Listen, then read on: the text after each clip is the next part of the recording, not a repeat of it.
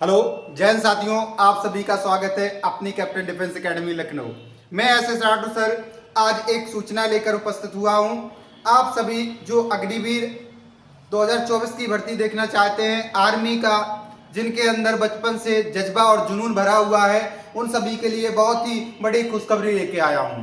दोस्तों, आओ मिलकर उस ओर चलें, आओ मिलकर उस ओर चलें जिस ओर जाते हैं मंजिलें सरहद की ओर, जिस ओर जाती हैं मंजिलें सरहद की ओर, और हम भी मिलकर ले चलेंगे आपको उस माँ की रक्षा करने के लिए जिसकी हमने कसम खाई है।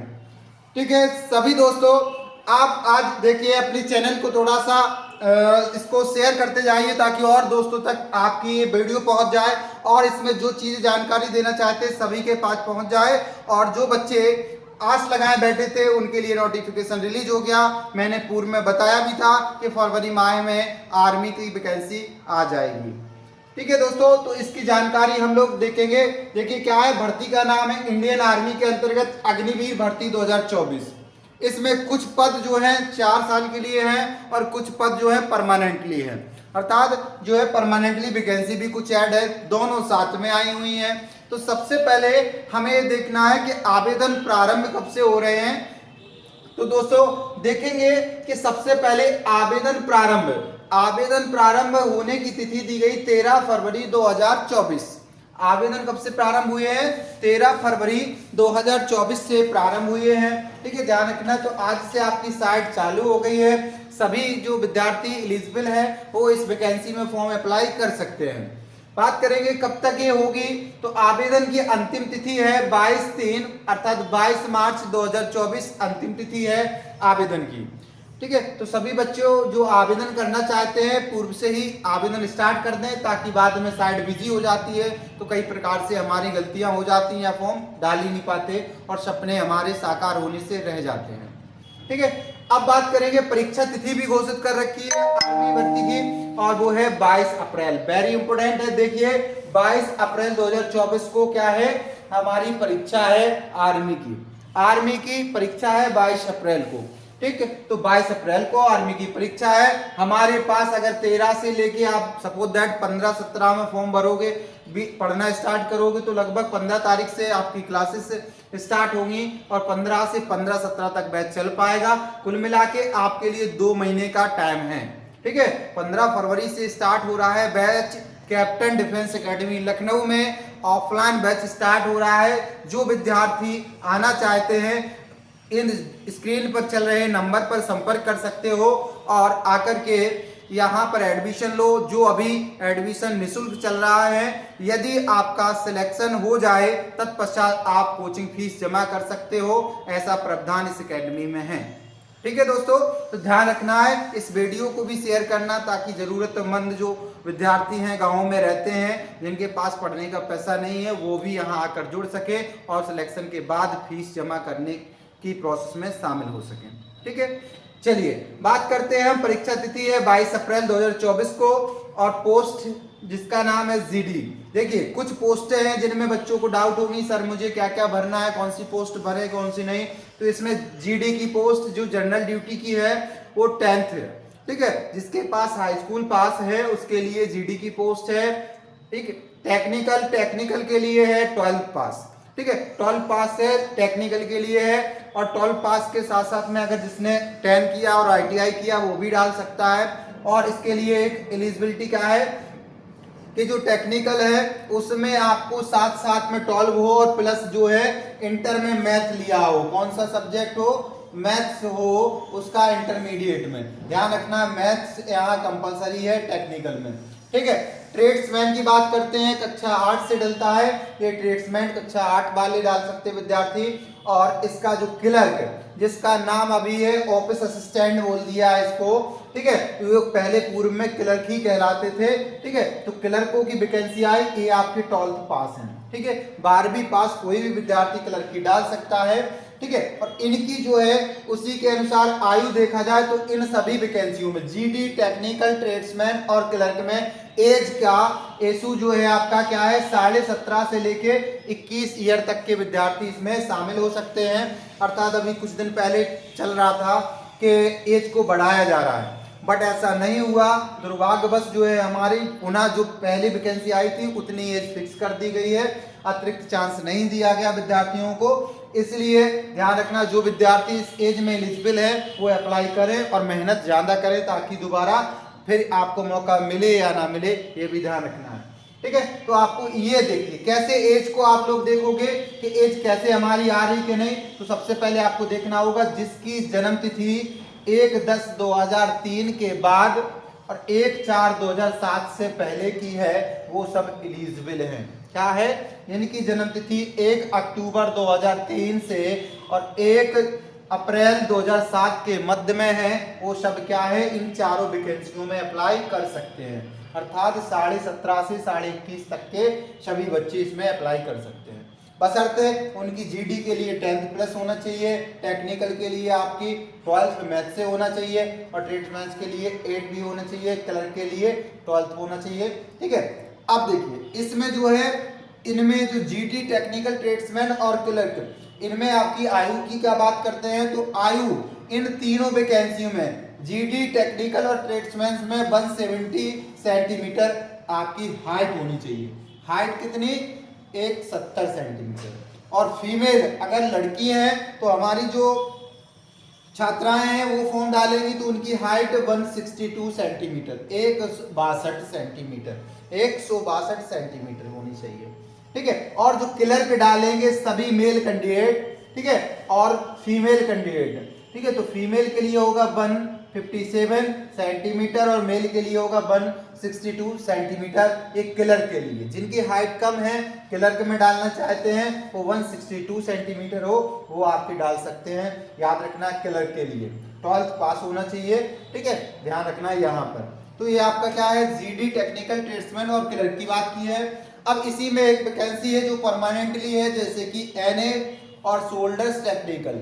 ठीक है, इसमें क्या है, शोल्डर टेक्नीशियन है और आपकी एनए नर्सिंग असिस्टेंट है।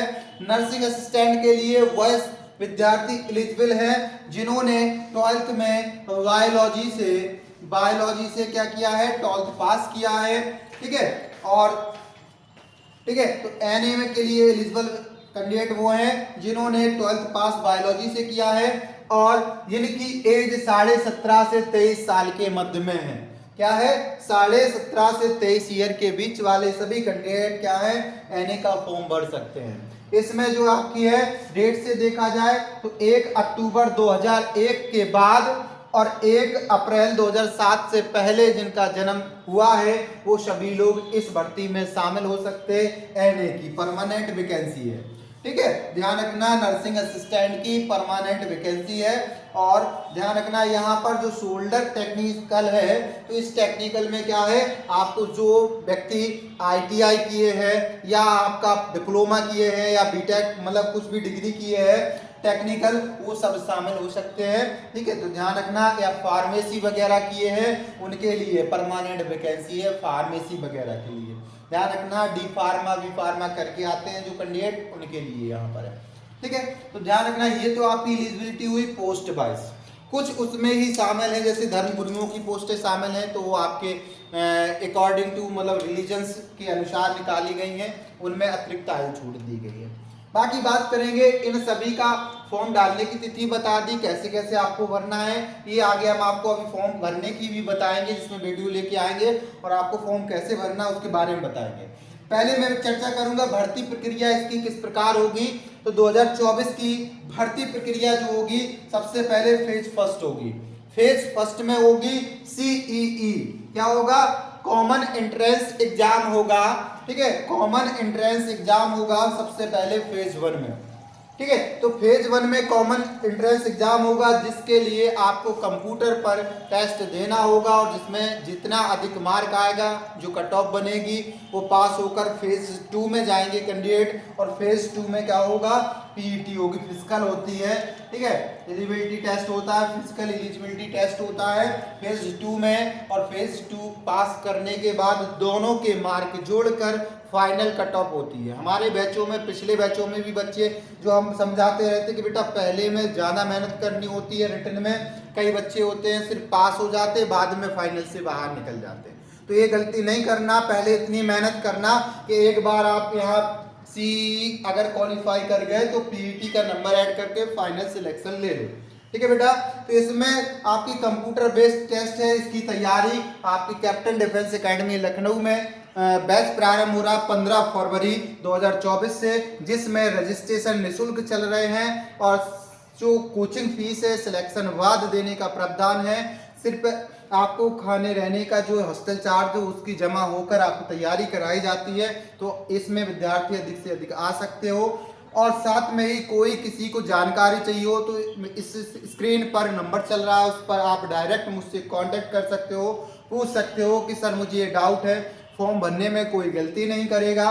बाकी अतिरिक्त देखा जाए, जैसे बच्चे के कमेंट्स आ रहे हैं, है ना, कुछ बच्चों के कमेंट्स आ रहे हैं, वो कह रहे हैं कि सर इसमें जो है चेस्ट कितना मांग रहे हैं। चेस्ट की बात करते हैं तो चेस्ट कितने हैं, 77 सेंटीमीटर जो है चेस्ट मांगा गया है। ठीक, और प्लस जो है आपका इसमें जो होता है फुलाने के लिए 5 सेंटीमीटर कहा जाएगा, तो आपको एक्सपेंस करना है या फुलाना है, ध्यान रखना। तो ये आपका रहता है उसमें चेस्ट की बात। महिलाओं का चेस्ट नहीं नापा जाता है, और वेट जो होता है हाइट के अकॉर्डिंग नापा जाता है, ये भी ध्यान रखना है। अकॉर्डिंग जो रूल चलते हैं आपके डिफेंस में उसी के अनुसार बनाया जाता है वेट।